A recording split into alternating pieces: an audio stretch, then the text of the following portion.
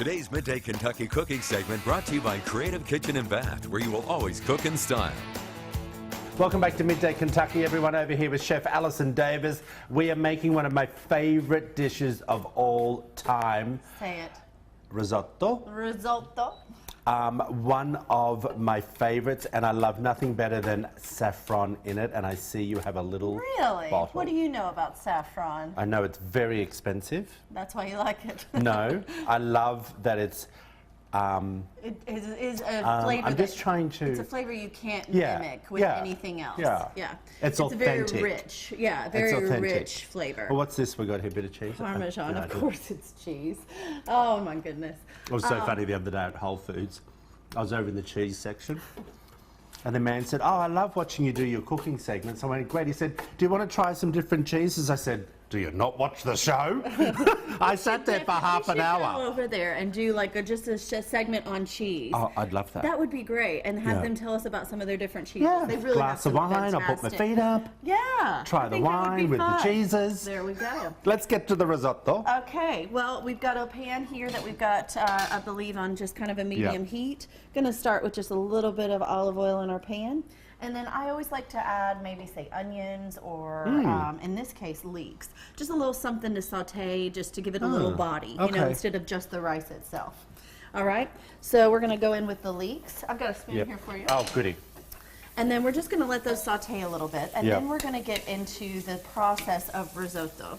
And so the way that I always remember this dish is arborio is the rice, risotto is the dish. Correct. So you have to use arborio rice to have a true risotto. Yeah. It is a finer, smaller grained rice, so it's very starchy, and it's a totally different process than making, you know, say long grain rice or wild rice, which you could just add water and let it simmer and it's going to cook down.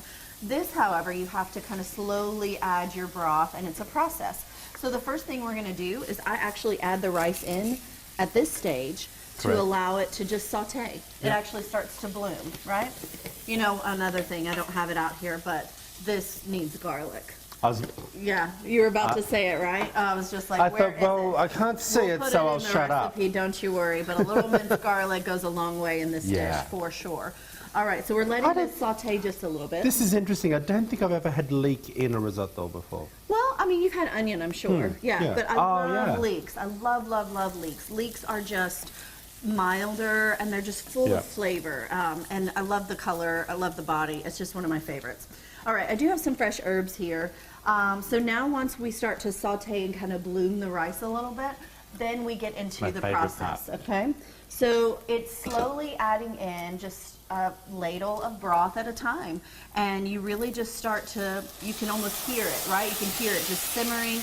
And so the rice then soaks up the stock very quickly, and you just kind of keep adding it as you go. Now, is this beef or chicken stock? That is our beef broth. Yeah, very hearty. Oh, this is I think it would be perfect for this time of year. The bone broth adding the beef broth instead of the chicken, just because it's a little more hearty, and I don't know.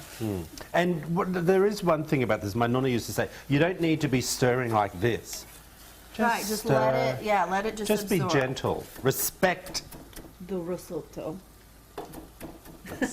He looks like he's right at home, doesn't he? I love this. We used to do these sorts of things on Sundays, you know, family cook day with Nonna.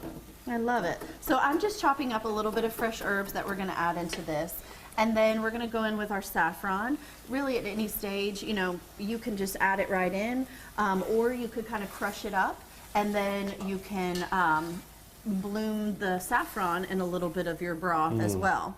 So this saffron is a key flavor, and then also a beautiful color. It's going to make it like a gorgeous kind of gold yellow color. I do. And we're not going to How much is this, do you think? I'd say $10 probably. Yeah.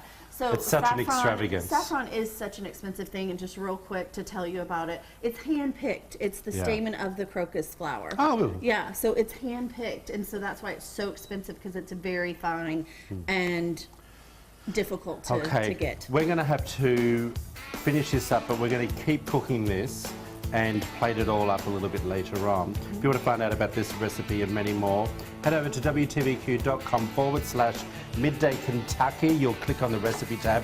It'll all be there. No, this should take about 20 minutes, I think. Yeah. 20, Okay. 25 minutes. See you in a minute, everyone.